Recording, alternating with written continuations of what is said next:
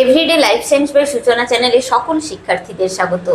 আজকে আবারও এসে গেছি বিভিন্ন ধরনের competitive exam, BSc nursing, GNM, ANM, joint এন্ট্রান্সের জন্য লাইফ সায়েন্স বিষয়ক জিকে 20 নিয়ে। তো ভিডিওটি স্কিপ না করে দেখতে থাকো এবং চ্যানেলটি সাবস্ক্রাইব করে দাও। তাহলে চলো শুরু করা যাক। কোয়েশ্চেন নাম্বার 1, জেনেটিক আরএনএ কি? জেনেটিক আরএনএর মধ্যে পুরো তথ্যটাই লুকিয়ে আছে, অর্থাৎ আরএনএ যখন জিনগত বস্তু হিসেবে কাজ করে সেটি হচ্ছে জেনেটিক আরএনএ। কি বললাম? আরএনএ যখন জিনগত বস্তু হিসেবে কাজ করে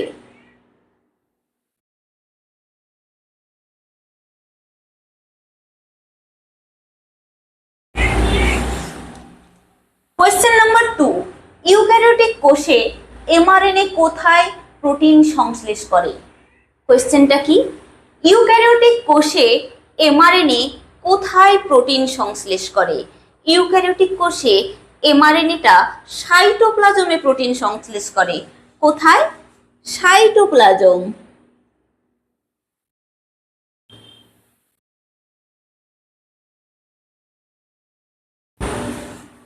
কোয়েশ্চেন নাম্বার 3, মনোসিস্ট্রনিক এমআরএনএ কার ক্ষেত্রে দেখা যায়? অবশ্যই মনোসিস্ট্রনিক এমআরএনএ দেখা যায় প্রোক্যারিওটিক কোষের ক্ষেত্রে। কার ক্ষেত্রে দেখা যায়? প্রোক্যারিওটিক কোষের ক্ষেত্রে।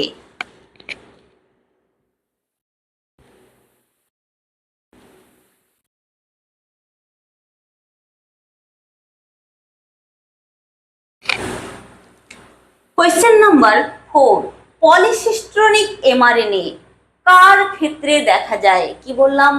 পলিসিস্ট্রনিক এমআরএনএ কার ক্ষেত্রে দেখা যায়? পলিসিস্ট্রনিক এমআরএনএ দেখা যায় ইউক্যারিওটিক কোষের ক্ষেত্রে। কার ক্ষেত্রে? ইউক্যারিওটিক কোষের ক্ষেত্রে।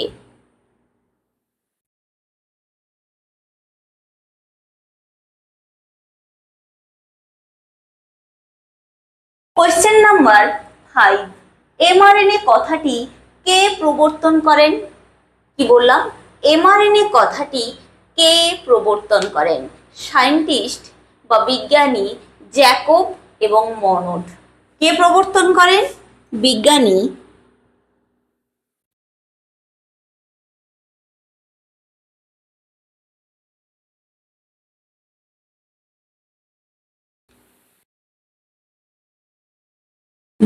জ্যাকব এবং মনড এমআরএনএ কথাটি প্রবর্তন করেন। কোয়েশ্চেন নাম্বার 6, রাইবোজোমের প্রোটিন আরএনএর সাথে সংযুক্ত হয়ে কি গঠন করে? এই যে রাইবোজোমের প্রোটিন আরএনএর সাথে সংযুক্ত হয়ে গঠন করে আরএনএ। কি গঠন করে? RNA. Clear? Question number 7, clover পত্র বা ক্লোভার লিপ মডেলের ব্যাখ্যা করেন কে? এই ক্লোভার পত্র বা ক্লোভার লিপ মডেলের ব্যাখ্যা করেন সায়েন্টিস্ট হোলি। কে ব্যাখ্যা করেন? সায়েন্টিস্ট হোলি বা বিজ্ঞানী হোলি।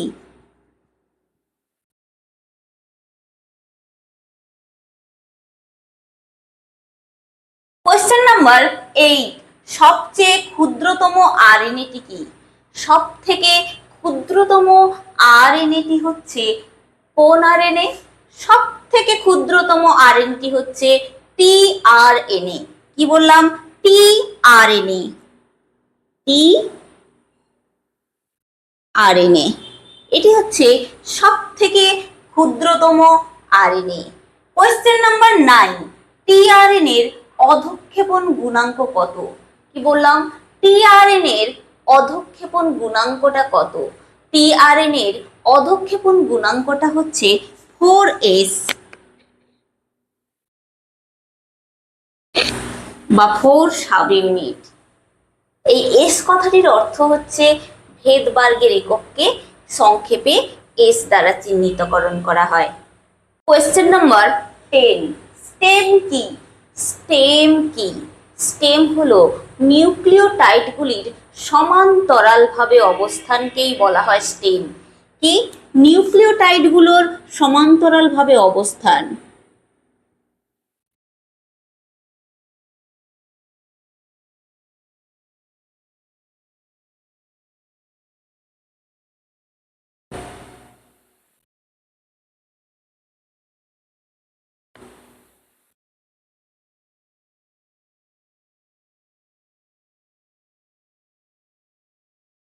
কি বললাম? নিউক্লিওটাইডগুলির সমান্তরালভাবে অবস্থানই হচ্ছে স্টেম। কোয়েশ্চেন নাম্বার 11, HNRNA কথাটির পুরো নাম কি? HNRNA কথাটির পুরো নাম হচ্ছে heterogeneous nuclear RNA.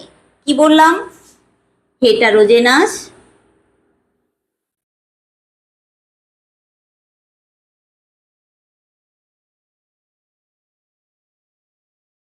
Heterogeneous nuclear RNA, এটি হচ্ছে HNRNA এর full form. Question number 12, HNRNA কথাটি প্রথম কে প্রবর্তন করেন? এই HNRNA কথাটি প্রথম প্রবর্তন করেন শেরার এবং ডারনে। কি বললাম? শেরার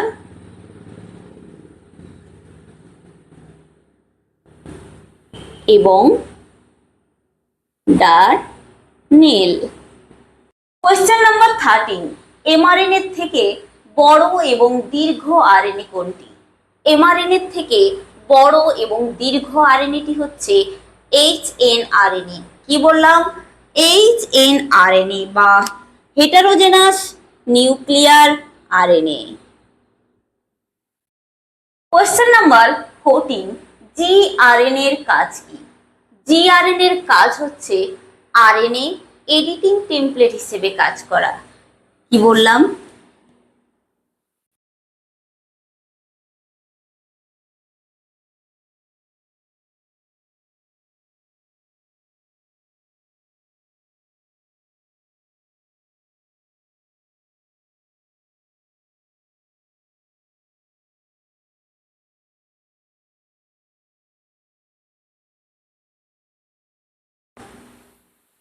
কোয়েশ্চেন নাম্বার 15, অ্যান্টিসেন্স আরএনএ এর কাজ কি?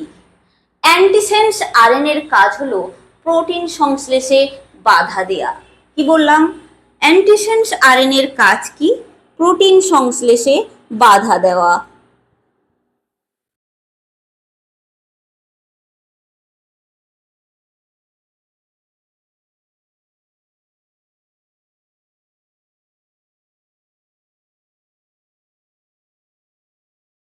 কোয়েশ্চেন নাম্বার 16, অ্যান্টিসেন্স আরএনএ কোথায় পরিলক্ষিত হয়? কোয়েশ্চেনটা আবারও পড়ি। অ্যান্টিসেন্স আরএনএ কোথায় পরিলক্ষিত হয়? এই যে অ্যান্টিসেন্স আরএনএ, এটি পরিলক্ষিত হয় ব্যাকটেরিয়া কোষে। কোথায়? ব্যাকটেরিয়া কোষে।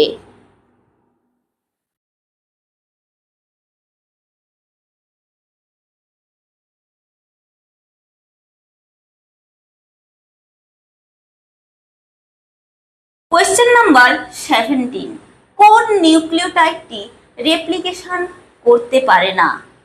অবশ্যই কথাটি হচ্ছে রেপ্লিকেশন। কোন নিউক্লিওটাইডটি রেপ্লিকেশন করতে পারে না? কোন নিউক্লিওটাইড বলো তো? আরএনএ। এই আরএনএ রেপ্লিকেশন করতে পারে না। ক্লিয়ার? কোয়েশ্চেন নাম্বার 18, প্রধান দুটি নিউক্লিক অ্যাসিড কি কি? প্রধান দুটি নিউক্লিক অ্যাসিড হচ্ছে ডিএনএ এবং আরএনএ। কি কি বললাম? ডিএনএ এবং আরএনএ। কোয়েশ্চেন নাম্বার 19, আরএনএ এর প্রধান কাজ কি? আরএনএ এর প্রধান কাজ হচ্ছে প্রোটিন সংশ্লেষ করা। কি করা? আরএনএ এর প্রধান কাজ হচ্ছে প্রোটিন সংশ্লেষ করা।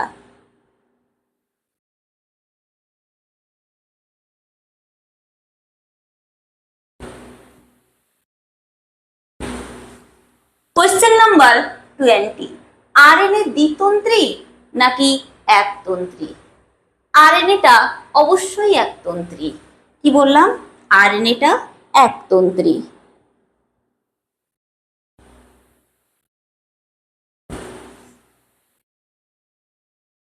তাহলে ভিডিওটি এখানেই কমপ্লিট করলাম। ভিডিওটি কেমন লাগলো অবশ্যই কমেন্ট সেকশনে লিখে পাঠাও এবং চ্যানেলটি লাইক, শেয়ার, সাবস্ক্রাইব করে পাশে থাকা বেল আইকনটি প্রেস করো, যাতে পরবর্তী নোটিফিকেশন তোমাদের কাছে পৌঁছে যায়। ধন্যবাদ।